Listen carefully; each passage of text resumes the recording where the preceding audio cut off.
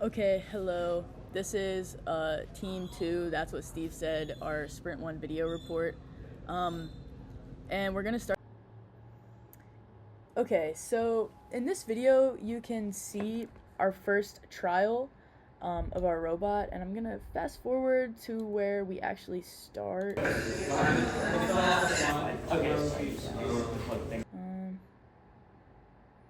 So here we're boxing. So one of the big issues we ran into was actually our setup, and you can see here, we didn't have the arm set up correctly, and actually, as the motor it got stuck underneath this hook and actually snapped off. So we had to fix that before our second trial, but it was definitely a learning experience, not only regarding materials and the strength of our connectors, like our hinges and then the MDFs, but also making sure that our setup, like making sure that we use the checklist during setup to ensure that the error wasn't actually caused by us, because those are easily avoidable. And yeah, here it destroyed our machine. So if this would have been in the real competition, it would have been really bad. So now we're going to use a checklist in the future, and that was a big learning curve.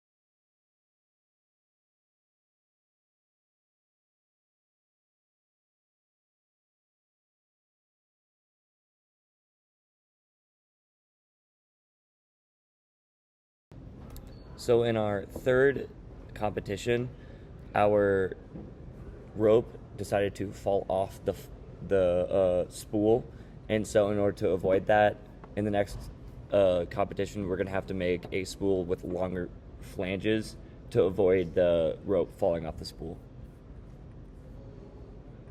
So this is a close-up shot of one of our arms, specifically the one with the hinge that snapped off. So essentially, what we need to do moving forward as far as fabricating is choose our materials more wisely, because the reason it actually snapped off is because MDF is like really flimsy, and we had to tape it back together and super glue it, and that is not a reliable way of fabricating in the future. and our most reliable aspect of our robot was the pneumatic actuator, because it consistently deployed every time and managed to produce forward motion in the drawer slide. Okay, so for the future competition and Sprint 2, we obviously need to make improvements to our existing design. So for those, we're thinking of doing longer drawer slides and removing that top hook that caused the arm to get caught in the first trial that we showed earlier, making the flanges of the spools longer, and then having a pivot on the arms rather than a hinge that will allow them to actually scoop the diamonds around the mobs as they knock them over. Yes, and going forward, in terms of new tasks that we'll need to complete, we're going to need to be putting an emphasis on getting the ender crystal to the top of the base, and focus on getting the wolf bone in the correct mouth. This is due to the fact that we don't currently have a design for this, and these are high point value tasks, so we'd like to engineer those as quickly and as well as possible. Additionally, they don't focus on aspects that could be possibly controlled by other teams.